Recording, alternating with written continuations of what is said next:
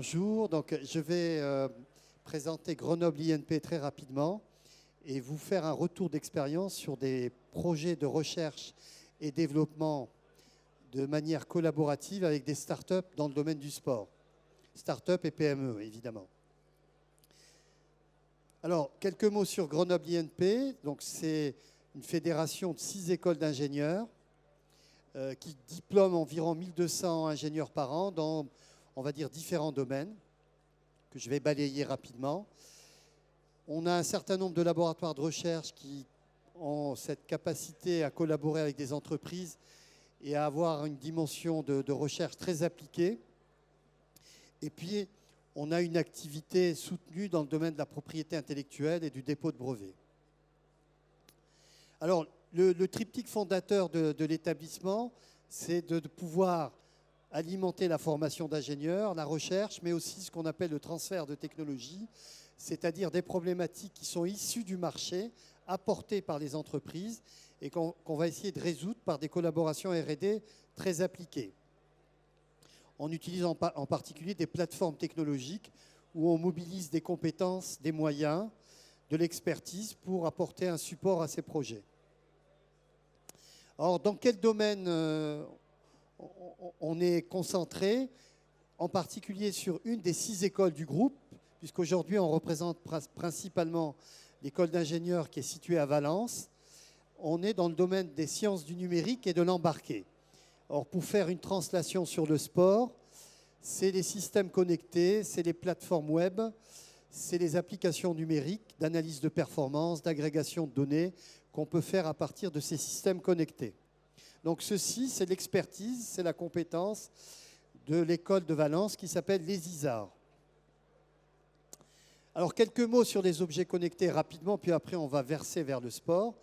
Bon, ça c'est des données statistiques très macro. On nous prédit plus de 70 milliards d'objets connectés à très court terme.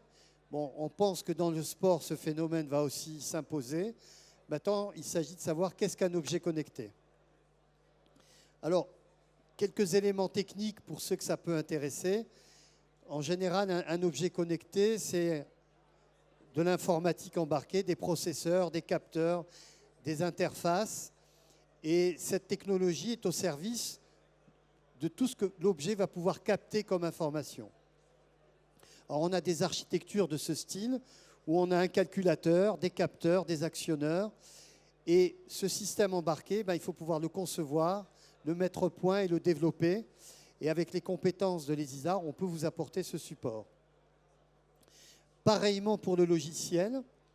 Donc, dans un système embarqué, vous allez avoir des couches logicielles importantes.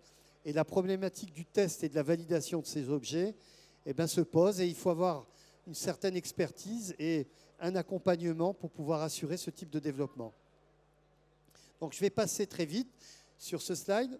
Aujourd'hui, vous avez un acteur majeur qui apporte des solutions techniques, c'est Microsoft. Alors, ce n'est pas pour faire de la publicité pour Microsoft, mais quand on fait des objets connectés, il faut qu'ils puissent être sécurisés, il faut qu'ils puissent être en communication avec leur environnement et en particulier avec le cloud et les systèmes d'information, donc les plateformes web.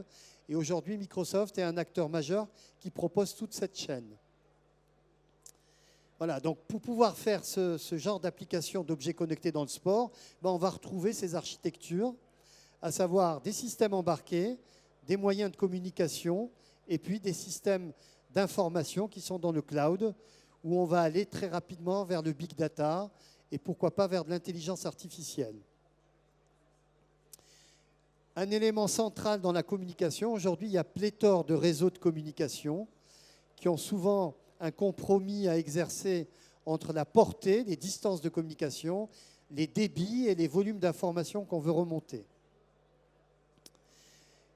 Alors, dans le domaine du sport, le retour d'expérience qu'on a, les objets connectés les plus courants, c'est les vêtements ou les bracelets qui vont mesurer un certain nombre de grandeurs à partir de capteurs et qui vont remonter ces informations vers des serveurs de manière à pouvoir, par du traitement numérique, aider à la décision, améliorer la performance, guider le sportif, donc faire un espèce de coaching numérique.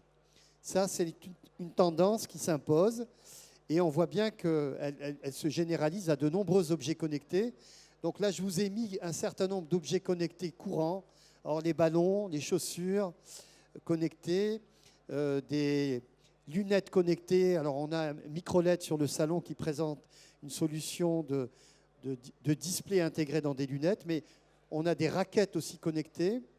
Un projet de R&D qui a été fait avec la société Babolat et un partenaire qui est présent sur le salon, etc. Si on va un peu plus loin sur ces objets connectés, qu'est-ce qu'on constate? Des capteurs, des actionneurs pour lesquels on va mobiliser des technologies pour mesurer des grandeurs physiques sur le sportif lui-même ou sur l'environnement du sportif. Donc je vous ai mis quelques éléments là. On va mesurer des déplacements, des trajectoires, des pressions, des températures. On va géolocaliser le sportif. On va lui amener de l'information. On va l'identifier. Et il va être en interaction avec l'environnement à travers l'ensemble de ces capteurs et de ces actionneurs. Et ensuite, on va faire le pendant en allant identifier des technologies qui répondent aux mesures de ces capteurs ou aux actionneurs qu'on veut constituer. Alors, que fait Grenoble INP et les ISAR en particulier pour les startups? C'est d'apporter un cadre collaboratif pour faire ces développements techniques, donc faire de la recherche et développement en partenariat avec l'école d'ingénieurs, développer des objets connectés, développer des plateformes web, pouvoir assurer une sécurité de ces données depuis l'objet jusqu'au cloud, en partenariat avec l'école d'ingénieurs. Alors, les technologies que l'on traite sont à des niveaux de maturité intermédiaires. On va aller jusqu'au démonstrateur, c'est-à-dire qu'on va réaliser une conception développement parfaitement démontrable, soit à des clients potentiels, soit à des partenaires financiers, en particulier pour les startups qui veulent faire des levées de fonds. Et on essaye d'aller sur cette échelle qui est maintenant connue, qui est l'échelle TRL, on essaye d'aller au niveau 4 de la maturité technologique du démonstrateur, ce qui permet en cycle de R&D de franchir une étape importante quand on est dans du développement de produits. Alors comment on fait ça? On a des équipes d'élèves ingénieurs de 4e année qui vont travailler sur une période de 6 mois à temps plein sur ce projet de R&D qui va être proposé par l'entreprise partenaire. L'entreprise, dans 60% des cas, 70% des cas, start-up, TPE, PME, parce qu'elles sont en particulier accompagnées et supportées par un programme qui s'appelle EasyTech, qui permet de qualifier le produit et d'apporter du support financier à la start-up ou à la PME. Un élément important dans cette collaboration, c'est que tout ce qui est réalisé est documenté. Donc, on a un dossier technique de réalisation qui est produit par les équipes de R&D et qui est transmis à la fin de ce cycle de développement à l'entreprise partenaire. Tout un environnement, support technique, expertise, accompagnement, qui est apporté à l'équipe projet, mais aussi à l'entreprise partenaire pour sécuriser le développement technique. On essaye de faire de ce qu'on appelle des conceptions développement add-on, c'est-à-dire de faire un ajout ou une innovation incrémentale sur un produit existant ou sur un démonstrateur à développer. La démarche de R&D est ouverte. On travaille évidemment avec des tierces parties, avec des bureaux d'études partenaires, avec des co-traitants, avec des freelances, avec des consultants indépendants qui viennent aider souvent la start-up ou la TPE. Ce qu'il faut savoir aussi sur ces objets connectés, ces systèmes connectés appliqués dans différents domaines, mais en particulier dans le domaine du sport, c'est qu'on relève d'un certain nombre de normes, des normes réglementaires, des normes métiers, et que ces normes doivent être absolument remplies. On doit être, comme on le dit, conforme. Il y a une conformité aux normes pour pouvoir commercialiser ce démonstrateur, pour en faire un produit, quel que soit le domaine. Et on a une plateforme technologique qui permet de faire cette conformité aux normes. Et donc aller vers du marquage CE qui vous permet de commercialiser votre prototype par la suite. Ceci se passe dans un contexte très favorable dans la région Auvergne-Rhône-Alpes. C'est le programme Minalogic en partenariat, c'est le programme EasyTech en partenariat avec Minalogic au sein de l'Institut de recherche technologique Nanoelec, qui est un environnement très favorable aux TPE, PME et aux startups pour accéder à ce type de dispositif.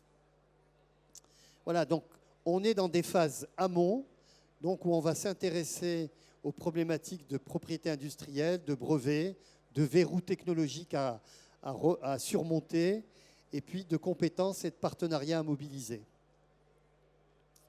Aujourd'hui, c'est pratiquement 80 projets réalisés avec plus d'une centaine, une centaine de projets avec 80 entreprises sur la région Auvergne-Rhône-Alpes et à travers ce dispositif EasyTech. Évidemment, toutes ces collaborations sont agréées crédit d'impôt recherche, ce qui permet à la TPE, à la start-up, d'optimiser l'effort R&D qu'elle va nous confier. Alors, vous avez là un certain nombre d'exemples d'entreprises dans le domaine du sport qui ont réalisé des développements techniques dans ce cadre. Et l'élément central de ce type de collaboration, c'est que les livrables techniques, la réalisation est transférée totalement et la propriété industrielle est totalement maîtrisée et récupérée par l'entreprise partenaire. Donc bon, je ne m'étendrai pas sur les entreprises. Pour certaines, elles sont connues, d'autres peut-être un peu moins, mais on a là, on va dire, les dernières références qui ont travaillé sur des sujets dans le domaine du sport. Donc, Grenoble INP, pour faciliter ses partenariats, a un certain nombre d'entités. On a en particulier une entité qui s'appelle Grenoble INP Entreprises, qui permet de contractualiser avec les entreprises partenaires et qui permet de mettre en place les contrats de collaboration dans le cadre du programme EasyTech. Voilà, donc ça, pour finir et conclure, c'est un petit peu le retour d'expérience qu'on a depuis à peu près maintenant une dizaine d'années sur les collaborations dans le cadre du programme EasyTech. Mais le dispositif projet industriel a plus de 25 ans d'existence et ça représente pas loin de 500 projets réalisés à ce jour, majoritairement région Auvergne-Rhône-Alpes. Voilà, je vous remercie. Pour ceux qui veulent plus d'éléments d'information, nous sommes présents au stand numéro 36 en voisinage immédiat avec Minalogic. Donc vous pourrez avoir des informations sur ce dispositif de R&D partenarial et sur le programme EasyTech d'accompagnement. Je vous remercie. Merci. Merci à vous. Pourquoi ça ne marche pas mon truc là ? 1, 2. 1, 2, 1, 2, ouais. Les cordonniers sont parfois les plus mal chaussés. 1, 2. Ouais, Voilà, j'ai plus de micro, mais ce n'est pas très grave. Merci de votre intervention. Vous l'avez dit, stand numéro 36. Je voulais juste vous poser une question spécifique sur le, comment dire, l'environnement sportif par excellence. Votre plus belle collaboration, votre plus belle coopération en recherche et développement? Alors, je dirais peut-être pas la plus belle, mais la plus récente. On a travaillé avec une start-up lyonnaise qui a développé un produit on va dire, de renforcement musculaire qui a été entièrement, on va dire, instrumenté, donc avec des capteurs et des actionneurs. Et cette collaboration, alors on avait l'espoir de pouvoir la présenter sur le salon, mais pour des questions confidentielles, ça n'a pas été fait. Et cet équipement, aujourd'hui, est complètement intégré avec évidemment une communication smartphone et des remontées de données sur une plateforme web. Voilà. Mais je ne peux pas citer l'entreprise. J'ai bien compris. Son logo était apparent tout à l'heure. On est dans la gestion de data traditionnelle, de la remontée de data informatisée. Le sport connecté, c'est des capteurs, de l'instrumentation du sportif, et la valeur, elle va être dans ces données qui vont être remontées sur des plateformes cloud et sur l'analyse de performance pour faire du coaching numérique. On est dans l'aide à la décision pour l'amélioration de la performance à partir des données qu'on peut récupérer. Et ça, accessible pour n'importe quel abonné à une salle de sport, grosso modo. Hein. Après, l'objectif, c'est évidemment de démocratiser, parce qu'aujourd'hui, c'est plutôt les sportifs de haut niveau qui ont accès à des solutions extrêmement performantes. Mais je pense qu'on n'a qu'à le voir sur ce salon. On voit bien que c'est en train de se vulgariser. Ça vient vers le sport amateur, ça vient toucher monsieur, madame, tout le monde. Exactement. Merci beaucoup, merci Karim pour votre intervention. On se rendra au stand numéro 36 si on en a l'intention.